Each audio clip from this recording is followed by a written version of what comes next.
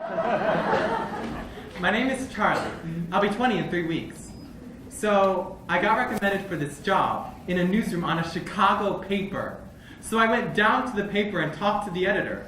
Told him how much I wanted to be a journalist. He liked me. I had a tie on. Going to work was a kind of missionary kind of thing. I was bringing organic raisins and organic walnuts and just giving them away. See, at this stage of the game, I was in a very spiritualistic mood because I was answering the phone most of the time. People would call up and complain or have a problem, and I'd say, this is a capitalist newspaper. And as long as it is a capitalist newspaper, it's not going to serve you, because its purpose is to make money for its owners. And I tell them to come on down and take over the paper or call up the editor. A lot of people responded really well to these suggestions. But the editor, he calls me in and he's like, blah, blah, blah, blah, blah. I wanted to take a baseball bat and smash his head in. I mean, he's a really nice guy. I like him a lot. I don't think I'd get any pleasure from shooting him up with a .45 caliber and seeing his body splattered all over the place.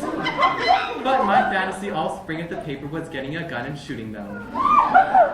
Getting a gun, walking into the editor's office and saying, okay, how do you face your death? I had been thinking for months, what will I do when I get fired? I had to do something to show them, hey, I'm better than you motherfuckers. I'm different. I had to think fast, so I looked at the editor and I said, I hope you can live with the conditions you're creating here. And then I turned around and walked out and started to cry, but the editor, he hurries after me and says, wait a minute, I'm not the one creating these conditions, you are. I said, no, I'm not the one with the power, you're the one with the power!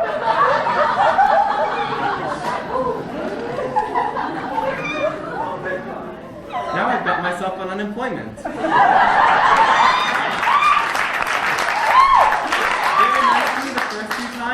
Then this woman told me to get a number. I wanted to tell her, fuck you, I could wait outside your apartment, knock you over the head and steal your money. But that's bitterness. I don't like being bitter.